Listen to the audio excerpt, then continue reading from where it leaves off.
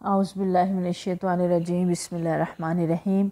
Rabbi इश्रह ली सदरी यस्सिर ली अमरी वहलुल उक़दतम मिन लिसानी यफ़क़हू क़ौली rabbi ज़िदनी इल्मन व अमलन सालिहन आमीन। अल्लाहुम्मा सल्लि अला मुहम्मद व अला आलि मुहम्मद कमा सल्लैता अला इब्राहीम व अला आलि इब्राहीम इन्नका हमीदुम मजीद।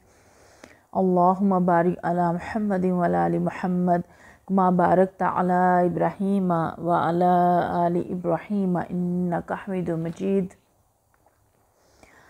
इस दुआ के साथ आगाज़ करते हैं कि अल्लाह ताला कुरान पाक का सही फ़हम अता फ़रमाए, इस पे अमल की तौफ़ीक़ अता फ़रमाए, इसका पढ़ना पढ़ाना सीखना सिखाना हमारे हक़ में हुज्जत बनाए, हमारे ख़िलाफ़ हुज्जत ना बनाए। अल्लाह ताला का बहुत ज़्यादा शुक्र अदा करते हुए अल्हम्दुलिल्लाहि रब्बिल आलमीन कि उसने एक मरतबा फिर हमें मौका दिया, उसने हमें मोहलत अमल दी कि हम कुरान को जो है वो उम्दा अंदाज में जो है वो सीखने की कोशिश कर सकें। तिलावत कुरान पाक आपके सामने हो गई। सूरह निसा की जो है वो आयात 97 से रुकू 14, 15, 16 और तर्जमा इसका देख लेते हैं। इस तरह से है कि अल्लाह ताला फरमा रहे हैं कि जो लोग अपने नफ्स पर जुल्म कर रहे थे, उनकी रूहें जब फरिश्तों ने कब्ज़ की तो इनसे पूछा कि ये तुम किस हाल में मुब्तला थे। उन्होंने जवाब दिया कि हम ज़मीन में कमज़ोर और मजबूर थे। फरिश्तों ने कहा, क्या खुदा की ज़मीन वसी न थी कि तुम इसमें हिजरत करते। ये वो लोग हैं जिनका ठिकाना जहन्नुम है, वो बड़ा ही बुरा ठिकाना है। हाँ, जो मर्द औरतें और बच्चे वाकई बेबस हैं और निकलने का कोई रास्ता और ज़रिया नहीं पाते, बैद नहीं कि अल्लाह उन्हें माफ़ कर दे। अल्लाह बड़ा माफ़ करने वाला, दरगुज़र फरमाने वाला है।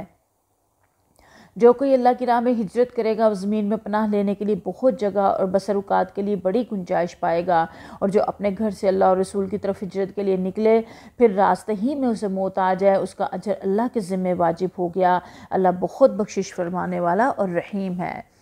और जब तुम लोग सफ़र के लिए निकलो तो कोई मज़ाइका नहीं अगर नमाज में इख्तिसार कर दो, खसूसन जबकि तुम्हें अंदेशा हो कि काफिर तुम्हें सताएंगे, क्योंकि वो खुल्लम खुला तुम्हारी दुश्मनी पर तुले हुए हैं। और ए नबी सल्लल्लाहु अलैहि वसल्लम, जब तुम मुसलमानों के दरमियान हो और हालत जंग में उन्हें नमाज़ पढ़ाने खड़े हो तो चाहिए कि उनमें से एक गुरोह तुम्हारे साथ खड़ा हो और असला लिए रहे। फिर जब वो सजदा कर ले तो वापस पीछे चला जाए और दूसरा ग्रोह जिसने भी नमाज नहीं पढ़ी आकर तुम्हारे साथ पढ़े और वो भी चुकन्ना रहे और अपना असला लिए रहे, क्योंकि कुफार इस ताक में है कि तुम अपने हथियारों और अपने सामान की तरह से ज़रा गाफिल हो तो वो यकबारगी तुम पर टूट पड़े। अलबत्ता अगर तुम बारिश की वजह से तकलीफ़ महसूस करो, बीमार हो, तो असला रख देने में कोई मज़ाइका नहीं, मगर फिर भी चौकन्ने रहो। यकीन रखो कि अल्लाह ने काफिरों के लिए रुस्वा कुन अज़ाब मुहैया कर रखा है। फिर जब नमाज से फारिग हो जाओ तो खड़े और बैठे और लेटे हर हाल में अल्लाह को याद करते रहो। और जब इत्मीनान नसीब हो जाए तो पूरी नमाज पढ़ो। नमाज दर हकीकत ऐसा फ़र्ज़ है जो पाबंदी वक्त के साथ अहले ईमान पर लाजिम कर दिया गया है। इस गिरोह के ताक़ुब में कमज़ोरी ना दिखाओ। अगर तुम एक तकलीफ़ उठा रहे हो तो तुम्हारी तरह वो भी तकलीफ़ उठा रहे हैं, और तुम अल्लाह की तरफ से उस चीज़ के और तुम अल्लाह से इस गिरोह के ताक़ुब में कमज़ोरी ना दिखाओ। अगर तुम तकलीफ़ उठा रहे हो तो तुम्हारी तरह वो भी तकलीफ़ उठा रहे हैं, और तुम अल्लाह से उस चीज़ के उम्मीदवार हो जिसके वो उम्मीदवार नहीं है। अल्लाह सब कुछ जानता और हकीम व दाना है। ए नबी सल्लल्लाहु अलैहि वसल्लम, हमने ये किताब हक़ के साथ तुम्हारी तरफ नाजिल की है ताकि जो राह रास्त अल्लाह ने तुम्हें दिखाई है उसके मुताबिक लोगों के दरमियान फ़ैसला करो। तो बददयानत लोगों की तरफ से झगड़ने वाले ना बनो और अल्लाह से दरगुजर की दरख्वास्त करो, वो बड़ा दरगुजर फरमाने वाला और रहीम है। जो लोग अपने नफ्स से ख़यानत करते हैं तुम उनकी हमायत ना करो। अल्लाह को ऐसा शख्स पसंद नहीं है जो ख़यानतकार और मासियत पेशा हो। ये लोग इंसानों से अपनी हरकत छुपा सकते हैं मगर खुदा से नहीं छुपा सकते। वो तो उस वक्त भी उनके साथ होता है जब ये रातों को छुप कर उसकी मर्ज़ी के ख़िलाफ़ मशवरे करते हैं। इनके सारे अमाल पर अल्लाह मुहीत है। हाँ, तुम लोगों ने इन मुजरिमों की तरफ से दुनिया की ज़िंदगी में तो झगड़ा कर लिया, मगर क़यामत के रोज़ इनकी तरफ से कौन झगड़ा करेगा? आखिर वहाँ कौन इनका वकील होगा? अगर कोई शख्स बुरा फ़ेल कर गुजरे या अपने नफ्स पर जुल्म कर जाए और उसके बाद अल्लाह से दरगुजर की दरख्वास्त करे तो अल्लाह को दरगुजर करने वाला और रहीम पाएगा। मगर जो बुराई कमा ले तो उसकी ये कमाई उसी के लिए वबाल होगी। अल्लाह को सब बातों की खबर है, वो हकीम व दाना है। फिर जिसने कोई खता या गुनाह करके इसका इल्ज़ाम किसी बेगुनाह पर थोप दिया तो उसने बड़े बहतान और सरी गुनाह का बार समेट लिया। अल्लाह ताला माफ़ फरमाए। ये सूरह निसा का रुकू नंबर 14, 15 और 16। اس کا خلاصہ ہم دیکھ لیتے ہیں اور اس کے بعد اس کی تشریح کی طرف چلتے ہیں۔ ان رکوعات کے اندر سورہ نساء کے اہم مضامین جو ہیں وہ بیان ہوئے ہیں، خاص طور پہ ہجرت، جہاد، نفاق، نماز اور دعا کے آداب، کمزور اور مجبور مسلمانوں کا حال بیان ہوا ہے جو ہجرت نہ کر پانے کے باوجود دین پر جو ہے وہ قائم ہیں، اللہ نے ان کے عذر کو قبول فرمایا، اور جو کفر کے ماحول میں رہ کر دین پر قائم نہ رہ سکے اور ہجرت سے بچتے رہے، ان پر سخت وعید جو ہے وہ کی گئی ہے۔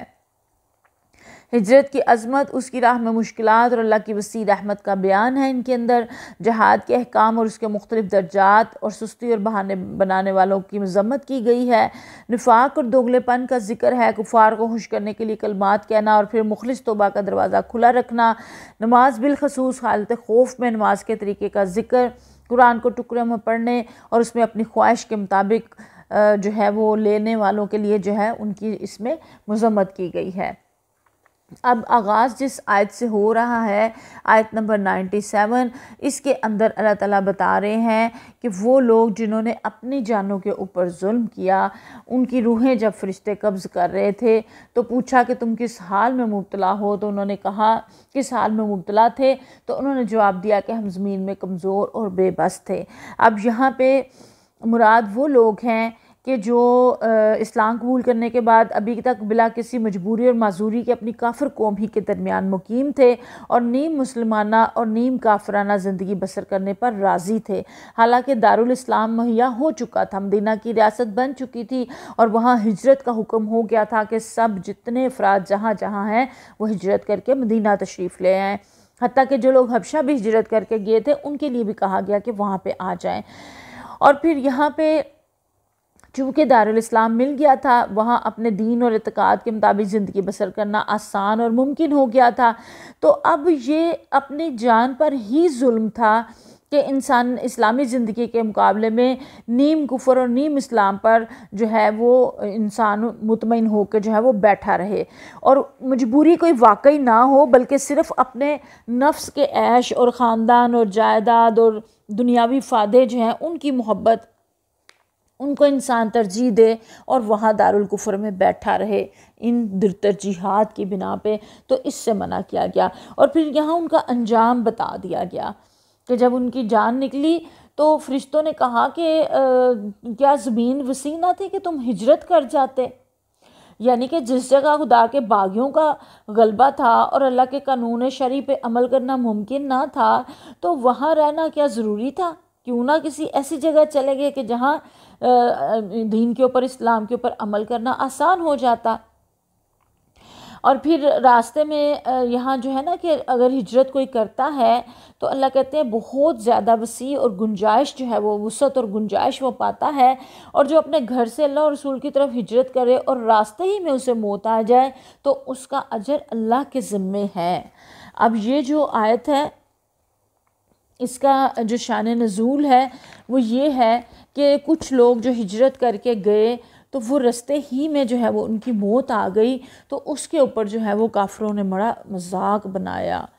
کافروں نے کہا کہ یہ تو نہ گھر کے رہے نہ گھاٹ کے رہے، یعنی کہ وہاں پہ بھی نہ پہنچ پائے اور جو ہے وہ جہاں جانا چاہتے تھے اور رستے ہی میں جو ہے، تو اللہ تعالیٰ نے بتایا کہ ان کا اجر تو اللہ کے ذمے ہے۔ ان میں حضرت سمرہ بن جندب رضی اللہ تعالیٰ عنہ مدینہ کی طرف نکلے تو رستے میں وفات پا گئے، اسی طرح حضرت ابو حمزہ بن العائز نابینا تھے، معذور ہونے کے باوجود مدینہ کی طرف چل پڑے، لیکن کچھ ہی فاصلے پہ پہنچے اور وہاں پہ ان کی موت نے ان کو آ لیا۔ اور اسی طرح ایک صحابی حضرت خالد بن حزام جو تھے، جب ہجرت حبشہ انہوں نے کی تو رستے میں جو ہے وہ سانپ نے کاٹ لیا اور اس وجہ سے وہ جو ہے وہ وفات پا گئے۔ تو اس کے اوپر کفار نے بڑا مذاق اڑایا، تو اللہ تعالیٰ کی رحمت جوش میں آئی اور اللہ تعالیٰ نے خوشخبری سنائی ان لوگوں کو جو ہجرت کر کے، کیونکہ نیت ارادہ تو وہ اللہ کی راہ میں کر کے نکلے تھے نا، اگر راستے میں موت آ گئی ہے لیکن وہ تو اپنی نیت اور ارادے کے مطابق اجر و ثواب پائیں گے، تو یہاں اللہ نے کہا کہ ان کا اجر میرے ذمے ہے، اور یہ بھی بتا دیا کہ اللہ بہت بخشش فرمانے والا اور رحیم ہے۔ ہاں البتہ ہجرت یہ ہے فی سبیل اللہ ہجرت ہو، اس کے اپنے کوئی بزنس کاروبار اور شادی بیاہ یا اور کاموں کے لیے نہ ہو۔ یہ حدیث آپ نے پڑھی ہوئی ہے نا، بالکل نیت اور ارادے کی آغاز میں احادیث کی کتابوں میں بالکل آغاز میں آتی ہے کہ جس نے جس چیز کے لیے جس نیت کے لیے ہجرت کی اسی چیز کا ہی اس کو اجر و ثواب ہے۔ اگر اللہ کے لیے کی تو اللہ کے لیے، اگر دنیا کے لیے کیا ہے تو وہ دنیا ہی کا جو اس کو چیزیں حاصل ہو جائیں گی، اللہ کے ہاں اس کا جو ہے وہ نہیں ہے۔ اب یہاں پہ یہ بات بھی ہمیں سمجھ لینی چاہیے کہ جو شخص اللہ کے دین پر ایمان لائے اس کے لیے نظام کفر کے تحت زندگی بسر کرنا صرف دو صورتوں میں جائز ہو سکتا ہے۔ ایک یہ کہ وہ اسلام کو اس سرزمین میں غالب کرنے اور نظام کفر کو نظام اسلام میں تبدیل کرنے کی جد و جہد کرتا رہے، جس طرح انبیاء نے کی اور ان کے پیرو جو ہیں وہ کرتے رہے۔ دوسرا یہ کہ وہاں سے نکلنے کی اصل میں کوئی حقیقتاً کوئی راہ نہ وہ پاتا ہو، بڑی مجبوری ہو، بڑی بے بسی ہو، تو پھر وہ دل کے اندر سخت نفرت اور بیزاری کے ساتھ وہاں پہ مجبوراً قیام کرے۔ ان دو صورتوں کے علاوہ اگر کوئی صورت ہے کہ دارالکفر میں آپ نے قیام کیا تو یہ بہت بڑا گناہ ہے، اور یہ اللہ کے ہاں جو ہے وہ آپ کا عذر قابل قبول نہیں ہوگا کہ اس وجہ سے ہم جو ہے وہ وہاں پہ رکے رہے، کیونکہ دارالکفر میں رہ کے اسلام کے اوپر عمل کرنا بہت مشکل ہو جاتا ہے۔ تو اللہ تعالیٰ کا جو حکم ہے وہ یہی ہے کہ انسان، اللہ کا جو منشا ہے، اللہ تعالیٰ جو چاہتے ہیں وہ یہی ہے کہ انسان سہولت اور آسانی سے جو ہے وہ اپنے دین کے اوپر عمل کرے اور ایسی جگہ رہے کہ جہاں اس کو آسانی ہوتا، نہ کہ ایسی جگہ جہاں کے بہت مشکلات ہوں۔ اس کے ساتھ ہی اگلی آیت میں جو ہے وہ دوسرا جو ہے وہ حکم آ جاتا ہے، قصر کا حکم آ جاتا ہے، اور یہ بھی اللہ تعالیٰ کی طرف سے انعام ہے، صدقہ ہے۔ اللہ کہتے ہیں جب تم لوگ سفر کے لیے نکلو تو کوئی مذائقہ نہیں کہ نماز میں اختصار کر دو۔ قصر کا جو لفظ ہے نا، ان تقصروا من الصلاۃ، تو یہ آپ میں سے جس کو بھی سفر پہ جانے کا اتفاق ہوا ہو تو آپ دیکھیے کہ جب سفر میں جاتے ہیں نا تو چاہے جتنے مرضی ایزی سفر ہے، چاہے جہاز کا سفر ہے، ڈیوو کا سفر ہے، اپنی کار کا سفر ہے، جس کا بھی سفر ہے، سفر میں بہرحال کچھ بندے کو مشکلات ہوتی ہیں، کچھ دقتیں ہوتی ہیں، آسانی تو نہیں ہوتی نا۔ تو وہاں پہ جب آپ کو قصر نماز کی سہولت ملتی ہے تو آپ یقین کریں اتنا مزہ آتا ہے، اتنا اچھا لگتا ہے، اور اللہ تعالیٰ پہ اتنا پیار آتا ہے کہ اللہ تعالیٰ نے جو ہے وہ رحمت کا معاملہ فرمایا ہے اور آسانی دے دی ہے، اور نماز جو ہے وہ 4 رکعت کی بجائے 2 رکعت ہو گئی ہے۔ اور پھر پیارے نبی کریم صلی اللہ علیہ وسلم جو ہے وہ جب بھی سفر پہ جاتے،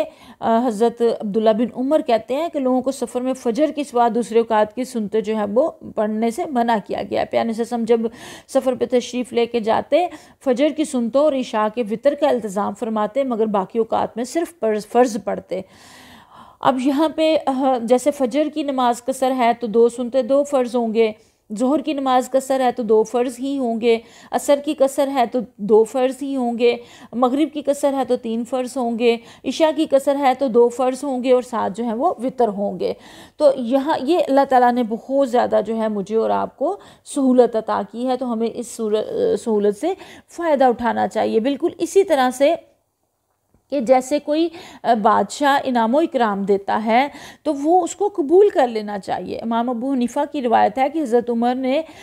ولا جناح علیکم کے حوالے سے پیارے جسم سے پوچھا تو پیارے جسم نے فرمایا یہ قصر کی اجازت ایک انعام ہے جو اللہ نے تمہیں بخشا ہے، لہٰذا اس کے انعام کو قبول کرو۔ بادشاہوں کے انعام رد کر دینا یا لوٹا دینا توہین سمجھا جاتا ہے، اور ایسے کرنے والا گرفت میں آ جاتا ہے۔ اللہ جیسے شہنشاہ کائنات کے انعام کو تو دل و جان سے قبول کرنا چاہیے۔ اور اسلام تو نام ہی تعمیل کا ہے، سر تسلیم خم کر دینے کا نام ہے، اپنے آپ کو اللہ کے حوالے کر دینے کا، اللہ کے سپرد کر دینے کا نام ہے۔ تو جہاں حکم آئے 4 تو 4 پڑھ لیں، جہاں 2 کا آئے تو 2 پڑھ لیں، 3 کا آئے تو 3 پڑھ لیں، جو جہاں جیسا حکم ہے ویسی وہاں پہ نماز جو ہے وہ ادا کرنی چاہیے۔ اور پھر آپ دیکھیں کہ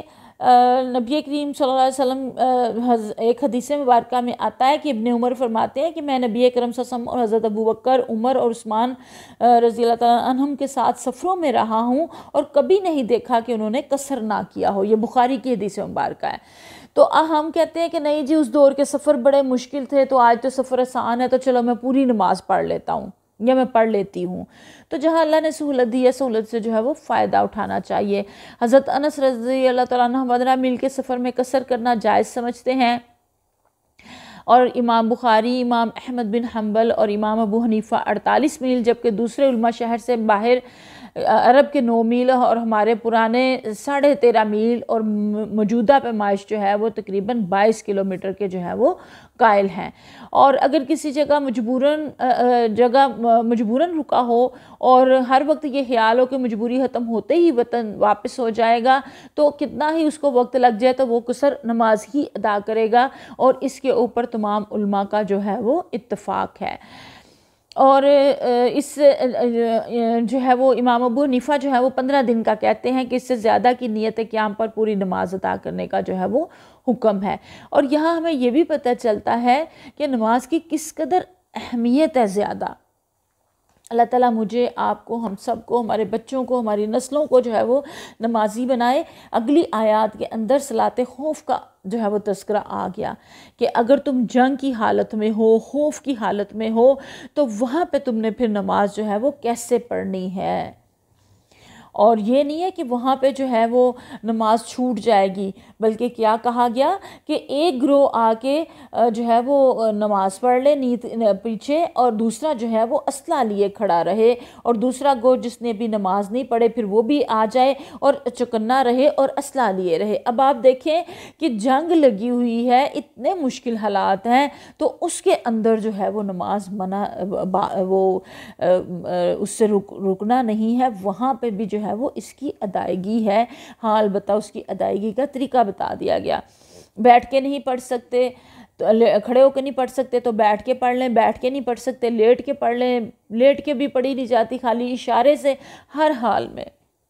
اور پھر ساتھ یہ بھی آیت نمبر 103 میں کہہ دیا گیا، پھر جب تم نماز سے فارغ ہو جاؤ تو کھڑے اور بیٹھے اور لیٹے ہر حال میں اللہ کو یاد کرتے رہو، اور جب اطمینان نصیب ہو جائے تو پوری نماز پڑھو۔ نماز در حقیقت ایسا فرض ہے جو پابندی وقت کے ساتھ اہل ایمان پر لازم کیا گیا ہے۔ اب یہاں دیکھیں کہ ہر حال میں، ہم نے سورہ آل عمران کا آخری رکوع پڑھا نا، اللہ کے نیک بندوں کی نشانیاں کیا پڑھی کہ وہ ہر حال میں لیٹے بیٹھے اٹھے ہر حال میں اللہ کو جو ہے وہ یاد کرتے ہیں۔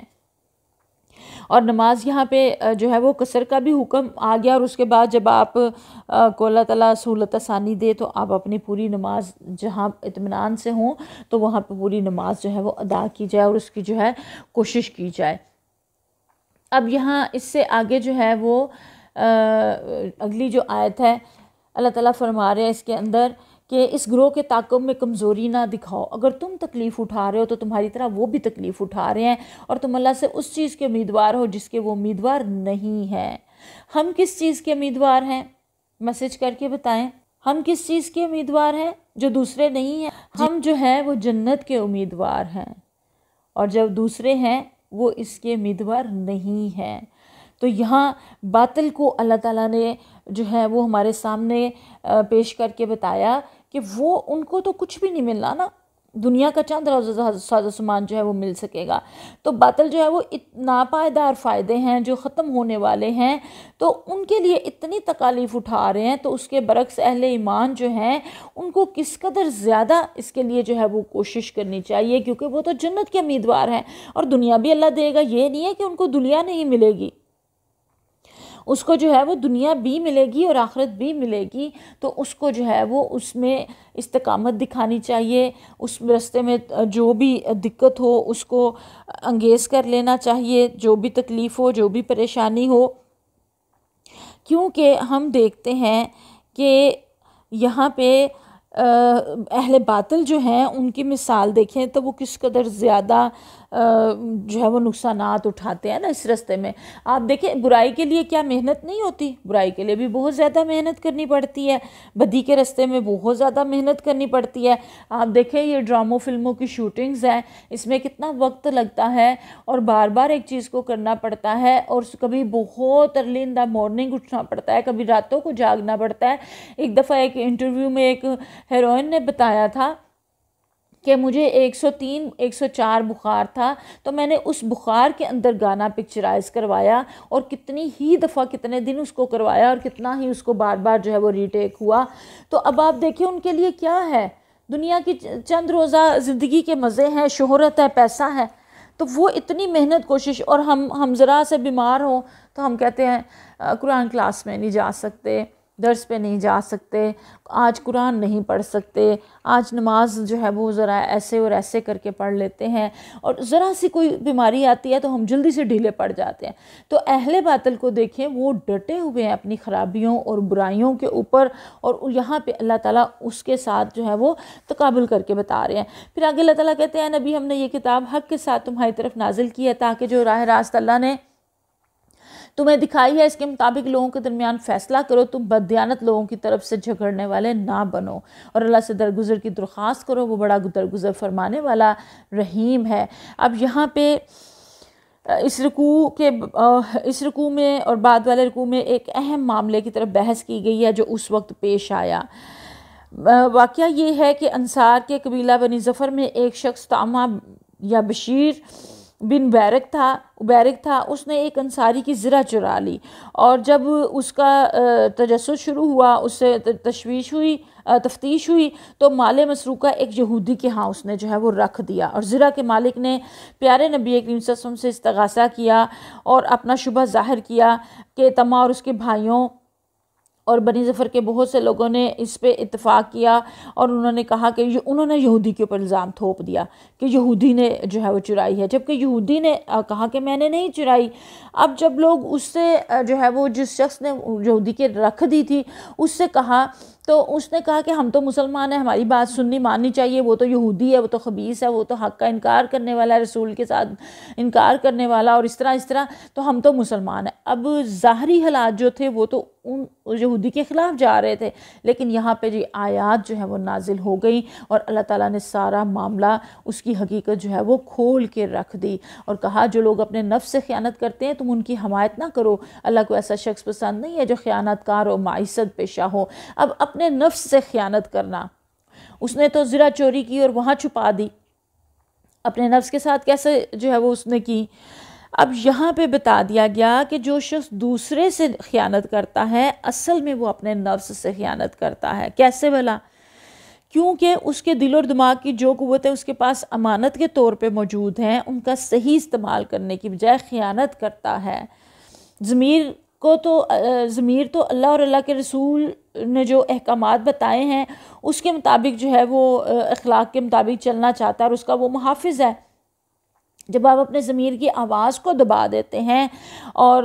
برائی کی طرف چل پڑتے ہیں تو یہ خیانت ہو جاتی ہے، اور ضمیر ظاہر ہے وہ نفس امارہ جو آپ کو برائی پہ ابھارتا ہے، اس کی طرف اگر اس کی بات سنی جاتی ہے اور اس کی طرف رجحان ہو جاتا ہے تو انسان برائی کی طرف جو ہے وہ چلا جاتا ہے۔ تو یہ اصل میں وہ جو اپنے ساتھ ظلم کر رہا ہوتا ہے، اپنے ساتھ خیانت کر رہا ہوتا ہے، دوسرے کے ساتھ نہیں کر رہا ہوتا، کیونکہ اس کا انجام تو آپ خود کو بھگتنا پڑے گا نا، اپنے نفس کو ہی بھگتنا پڑے گا،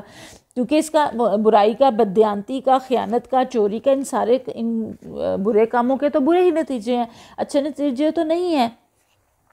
تو یہاں پہ جو ہے وہ کھول کے بات کو بیان کر دیا گیا۔ اور پھر یہاں پہ یہ بھی بات ہے کہ اللہ تعالیٰ فرما رہے ہیں کہ وہ تو اس وقت بھی ان کے ساتھ اللہ ہوتا ہے جب یہ راتوں کو چھپ کر اس کی مرضی کے خلاف مشورے کرتے ہیں، ان کے سارے اعمال پر اللہ محیط ہے۔ اور یہ ہے کہ جو شخص بھی اپنے کوئی برا فعل کر گزرے یا اپنے نفس پر ظلم کر جائے، اللہ سے اس کے بعد درگزر کی درخواست کرے تو اللہ کو درگزر کرنے والا اور رحیم پائے گا، مگر جو برائی کما لے تو یہ جو برائی ہے اس کے اپنے ہی لیے وبال ہوگی۔ اب آپ دیکھیں کہ اللہ تعالیٰ کی کس قدر زیادہ رحمت ہے کہ وہ انسان کو اتنا غفور و رحیم ہے کہ توبہ کا دروازہ اس کے لیے کھلا ہے، یہ اس کی رحمت ہے۔ آپ نے وہ واقعہ سنا ہوا ہے نا حدیث کا کہ جس میں ایک شخص نے 99 قتل کیے ہوتے ہیں اور پھر وہ ڈھونڈتا پھرتا ہے کہ کہیں سے مجھے کوئی نجات کا رستہ ملے، وہ پوچھتا ہے کہ کیا میری جو ہے وہ اس سے رہائی کی کوئی شکل ہے، کوئی صورت ہے، تو وہ اللہ کے بندوں کے پاس جاتا ہے، ڈھونڈتا ہے کسی اللہ والے کو کوئی بتائے، تو ایک راہب پادری جو اس کو بتاتا ہے تو کہتا ہے کہ یہ نہیں ہو سکتا، اتنے تم نے گناہ کیے ہیں اور اتنے قتل کیے ہیں، تو وہ اس کو بھی قتل کر دیتا ہے، تو 100 قتل اس کے پورے ہو جاتے ہیں۔ اور جب وہ ایک اور اس کو اللہ کا بندہ ملتا ہے اور اس کو بتاتا ہے کہ تم توبہ کر لو اور جو ہے وہ اس جگہ کو چھوڑ کے فلاں جگہ چلے جاؤ، اور جب وہ توبہ پکی سچی کر لیتا ہے، توبہ النصوح، اور وہ جا رہا ہوتا ہے اس منزل کی طرف، تو اس کی رستے میں موت آ جاتی ہے، تو فرشتے جو ہیں وہ آپس میں جھگڑا کرتے ہیں کہ ثواب والے کہتے ہیں ہم نے لے کے جانا ہے اور عذاب والے کہتے ہیں ہم نے لے کے جانا ہے، تو اللہ تعالیٰ کہتے ہیں کہ اس کے قدم گن لو کس طرف زیادہ نکلتے ہیں، تو اس طرف قدم جس طرف وہ توبہ کر کے جا رہا تھا زیادہ تھے، تو اس کی بخشش مغفرت ہو گئی۔ اب آپ دیکھیں کہ رب کتنا رحمان و رحیم ہے، اور اس نے توبہ کا دروازہ میرے اور آپ کے لیے کھلا رکھا ہوا ہے۔ مجھے اور آپ کو بہت استغفار اور توبہ کی ضرورت ہے، بحیثیت قوم بھی، بحیثیت امت مسلمہ بھی، جو ہمارے حالات اتنی تیزی کے ساتھ خرابی کی طرف بڑھتے چلے جا رہے ہیں۔ اور یہ بھی ہم نے قرآن میں پڑھا کہ اللہ تعالیٰ اس وقت تک بستیوں پہ عذاب نہیں بھیجتا جب تک کہ وہاں کے رہنے والے جو ہیں وہ توبہ استغفار جو ہے وہ کرتے رہتے ہیں، اور اللہ کے جو ہے وہ حضور جو ہے وہ رجوع کرتے رہتے ہیں۔ تو یہاں اور پھر یہ ایک قوم ایسی تھی کہ جس نے رجوع کر لیا، استغفار کر لیا، تو اللہ تعالیٰ نے آتا ہوا عذاب اس کے اوپر ٹال دیا۔ تو اس کا مطلب ہے کہ میں اور آپ بھی استغفار کرتے رہیں گے تو رب تعالیٰ ہمیں بھی اپنی رحمت سے جو ہے وہ معاف فرما دے گا۔ اور پھر توبہ جب ہم کرتے ہیں کہ انسان جو ہے وہ سرکشی کو چھوڑ دے اور عدل و انصاف کی طرف اور رجوع اللہ کی طرف جو ہے وہ کر لے، اور مجرم کو یہاں دنیا میں تو پتہ ہوتا ہے نا کہ وہ اپنا جرم کسی کے ذمے ڈال کے نکل جائے گا، لیکن اللہ کے ہاں یہ نہیں ہے۔ اور کہتے ہیں کہ موت کا جو وہ ایک خرخرہ نرخرہ جو آواز ایک آتی ہے نا، اس سے پہلے تک جو ہے وہ توبہ کا دروازہ کھلا، تب جو ہے وہ بالکل جب موت کا قریب وقت آ جاتا ہے پھر توبہ کا دروازہ نہیں ہے، اس سے پہلے تک کھلا۔ اللہ تعالیٰ اس کھلے دروازے سے جو کہ توبہ کا کھلا دروازہ ہے ہمیں فائدہ اٹھانے کی توفیق عطا فرمائے، اور ہم زیادہ سے زیادہ جو ہے وہ استغفار کر سکیں۔ خوش قسمت ہے وہ انسان جو اپنے نامہ اعمال میں زیادہ سے زیادہ جو ہے وہ استغفار پاتا ہے۔ اس کے اہم نکات دیکھ لیتے ہیں کہ ایمان کے بعد ہجرت اور جہاد دین کے تحفظ کے لیے ضروری فریضہ ہے۔ مجبوری اور کمزوری میں اللہ کی رعایت اور رحمت شامل ہے، مگر جان بوجھ کر بہانے بنانے کا عذر نہیں ہے۔ ہجرت اللہ کے لیے قربانی اور اس کے اجر کا بہت بڑا اجر ہے۔ جہاد میں بھی اللہ نیت اور اخلاص دیکھتا ہے۔ نفاق اور دوگلا پن ایمان کو برباد کر دیتا ہے، اور حالت خوف میں بھی نماز ترک نہیں کی جا سکتی، اس کے لیے طریقہ جو ہے وہ مقرر کر دیا گیا۔ اور پھر قرآن کو پوری طرح ماننا ایمان کی علامت میں سے ہے، آدھا ماننا آدھا چھوڑ دینا نفاق ہے۔ دعا اور استغفار مومن کی مستقل ضرورت ہے، ہمارا ہتھیار بھی ہے اور ہماری مستقل ضرورت بھی ہے، اور مسلمانوں کو یاد دہانی کرواتے رہنا چاہیے، خود اپنے آپ کو بھی اور اپنے ساتھیوں کو بھی، کہ اللہ تعالیٰ جو ہے سب کچھ سنتا اور جانتا اور دیکھ رہا ہے۔ آپ لوگ اپنی ڈائریوں میں آپ لوگوں نے نوٹ بک بنائی ہوگی، ڈائری بنائی ہوگی، اس کے اوپر جو ہے وہ واضح لفظوں کے ساتھ لکھ لیجئے کہ اللہ مجھے دیکھ رہا ہے۔ تو جیسے کہیں کیمرہ لگا ہوتا ہے تو لکھا ہوتا ہے نا کیمرے کی آنکھ آپ کو دیکھ رہی ہے، تو وہاں پہ شاپنگ کرنے والے ذرا ہائی الرٹ ہو جاتے ہیں کہ ہم کوئی ایسا چھیڑ چھاڑ نہ کر دیں، کوئی ایسی چیز ادھر سے ادھر نہ کر دیں یا ہم سے ٹوٹ نہ جائے کہ کیمرے کی آنکھ دیکھ رہی ہے۔ تو اللہ تعالیٰ تو مجھے اور آپ کو ہر جگہ ہر وقت جو ہے وہ دیکھ رہا ہے، تو اس سے جو ہے وہ انشاءاللہ تعالیٰ بہت بہتری پیدا ہوگی۔ اور پھر کچھ کرنے کے کام ان آیات میں سے میرے اور آپ کے لیے نکلے، وہ کیا ہیں دہرا لیتے ہیں کہ دین کے لیے قربانی دینے اور ہجرت و جہاد کا عزم پیدا کرنا، مظلوم و مجبور مسلمانوں کی عملی مدد اور دعا کرنا۔ اس وقت سب سے زیادہ مجبور جو ہیں وہ غزہ کے مسلمان ہیں، اور سب سے زیادہ مظلوم بھی وہ مسلمان ہیں اور کشمیر کے مسلمان ہیں کہ جو اپنی جگہوں کے اوپر بھی جو ہے وہ اجنبی بنا دیے گئے ہیں، اور ان کو وہاں نہ کھانے کا، نہ پینے کا، نہ رہنے کا، کسی چیز کا حق نہیں دیا جا رہا۔ اور جو لوگ ان کی مدد کے لیے اٹھے ہیں، چاہے وہ غیر مسلم ہی گئے ہیں، تو ان کو بھی جو ہے وہ دہشت گرد قرار دیا جا رہا ہے اور ان کے اوپر حملے کیے جا رہے ہیں۔ تو اس وقت کس قدر زیادہ ضرورت ہے جو ہے ہے وہ نماز کی پابندی کی یہاں پہ بات ہے، قرآن کو پورے کے پورے ماننا، یہ نہیں ہے کہ جو پسند کی آیت ہے اس پہ تو عمل کر لیا اور جو مشکل لگے اس کو چھوڑ دیا۔ اپنی نیت کو بار بار پرکھنا کہ سب کچھ صرف اللہ کے لیے ہو، اور پھر جو ہے وہ نفاق اور دوگلے پن سے بچنے کے لیے ایمان کو مضبوط کرنا، گناہوں سے بچتے ہوئے مخلص توبہ کرتے رہنا، دین کے تحفظ اور اشاعت کے لیے عملی قدم اٹھانا۔ میں کہتی ہوں جو تحریکیں کام کر رہی ہیں، جو پلیٹ فارم ہمیں گھر بیٹھے مہیا ملے ہوئے ہیں، اگر ہم یہاں پہ بھی پکی پکائی کھیر ہمیں مل رہی ہے، اگر اس میں بھی ہم اپنا حصہ نہ ڈالیں گے تو کیا اللہ کو عذر اور جواب دیں گے کہ اتنی آسانی سے سب کچھ مل رہا تھا تو ہمارے پاس ٹائم ہی نہیں تھا، ہمارے پاس کام ہی بے تحاشا تھے، ہمارے پاس مصروفیات ہی بہت زیادہ تھیں، ہم نے یہاں جانا تھا، ہم نے وہاں جانا تھا، ہم نے یہ کرنا تھا، ہم نے وہ کرنا تھا، ہمارے پاس وقت ہی نہیں نکلا۔ اور یہ تو ہمیں اور آپ ہم سب جانتے ہیں کہ وقت کبھی بھی نہیں ملتا، کسی بھی چیز کے لیے وقت نکالنا پڑتا ہے، مینیج کرنا پڑتا ہے، اور وقت ہمیشہ اس چیز کے لیے نکلتا ہے جو آپ کی ترجیح ہوتی ہے۔ تو عملاً ترجیحات کیا ہیں یہ بھی مجھے اور آپ کو دیکھنا ہے۔ پھر کچھ کرنے کے کام جہاں ہوتے ہیں وہاں کچھ نہ کرنے کے کام بھی ہوتے ہیں، ٹو ڈو لسٹ ہوتی ہے جہاں وہاں کچھ ڈونٹس بھی ہوتے ہیں۔ ظلم اور کفر کے ماحول میں بلا وجہ رہنا اور ایمان کو خطرے میں ڈالنا یہ بالکل بھی مناسب چیز نہیں ہے کہ پیسے کی خاطر کہ یہاں پیسہ مل رہا ہے تو ہم یہیں پہ رہتے جائیں، اور یہاں سہولیات ہیں، یہاں جو ہے وہ وظیفے لگے ہوئے ہیں، یہاں یہ ہے، یہاں وہ ہے، یہاں صفائی بڑی اچھی ہے، یہاں کے قوانین بڑے اچھے ہیں، لیکن آپ کا وہاں دین پہ عمل کرنا ہی مشکل ہو جائے، آپ باہر نکلیں تو آنکھوں کو اتنا گند نظر آئے کہ آپ کا ایمان ہی نہ اس کے اوپر رہ سکے، تو اپنے آپ کو اس چیز میں خطرے میں نہیں ڈالنا چاہیے، الا یہ کہ کوئی بہت زیادہ مجبوری ہو۔ 2 وجوہات تھی وہ میں آپ کو تشریح کے دوران بتا چکی ہوں۔ پھر جو ہے وہ ہجرت یا دین کی ذمہ داریاں جو بھی ہوں اس میں مجھے اور آپ کو بہانے نہیں بنانے، جہاد اور جد و جہد میں سستی اور غفلت نہیں برتنا، اور نفاق سے بچنے کی کوشش ہے، اور نماز میں سستی یا غفلت سے بچنے کی کوشش ہے۔ اگر ہو جائے کمی بیشی غلطی کوتاہی تو اس کے لیے پھر کچھ اور کفارے کے طور پہ کچھ مزید نیکیاں کرنا، تاکہ جو ہے وہ گناہوں کو جو نیکیاں جو ہیں وہ دھو دیتی ہیں، اور گناہوں پہ پھر توبہ استغفار ہے، اور دنیاوی فائدے کے لیے دین کے اوپر سودا بازی کبھی بھی نہ کی جائے۔ اور پھر کچھ اہم سوالات ہمیشہ ہم کرتے ہیں غور و فکر کے، تدبر کے، اپنی جو ہے وہ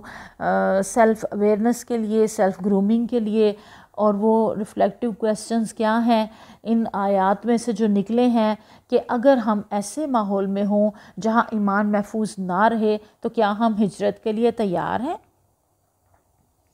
اس کا جواب میں نے اور آپ نے خود سے لینا ہے۔ کیا ہم قرآن کو مکمل ضابطہ حیات مانتے ہیں یا صرف پسندیدہ باتوں پر عمل کرتے ہیں؟ اور کیا ہماری نماز ہر حال میں قائم ہے یا حالات کے ساتھ کمزور ہو جاتی ہے؟ اللہ تعالیٰ ہمیں معاف فرمانا، ہماری بہت کمیاں ہیں آپ جانتے ہیں اللہ تعالیٰ، ہم اپنی کمیوں سمیت آپ کے سامنے حاضر ہیں۔ اللہ ہمارے گناہوں کو معاف فرمانا، ہماری کمیوں کو معاف فرمانا، کوتاہیوں کو معاف فرمانا، اور پھر اپنی نیت کو بار بار خالص کر اللہ کے لیے پرکھتے ہیں۔ پرکھنا بہت ضروری ہے اپنی نیت کو۔ اور کیا ہم دین کے دفاع اور اشاعت کے لیے عملی قدم اٹھا رہے ہیں؟ کیا ہمارے رویے میں نفاق یا دوگلا پن تو نہیں ہے؟ کیا ہم مظلوم مسلمانوں کے لیے عملی مدد اور دعا کرتے ہیں؟ ان سوالات کے ساتھ اور اس دعا کے ساتھ کہ اللہ تعالیٰ مجھے اور آپ کو بہت زیادہ عمل کی توفیق عطا فرمائے، وآخر دعوانا الحمدللہ رب العالمین۔